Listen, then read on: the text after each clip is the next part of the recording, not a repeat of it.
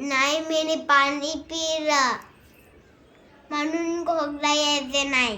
मला चपाती दे, साखरची चपाती.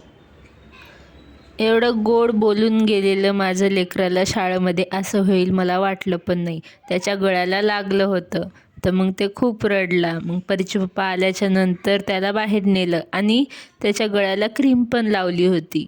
त्याला पत्तर घरसाटलं होतं, ते पण गळ्याला. आम्ही सगळेजण खूप घाबरलो. मग नंतर त्याला बाहेर नेलं. हे बघा आता असं खेळते, असं वाटत पण नाही की त्याला लागलेलं आहे त्याच्या गळ्याला म्हणून.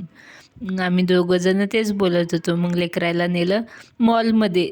ते रस्त्यानं येताना होतं, पण ते आम्ही पहिली वेळेसच बघितलं होतं.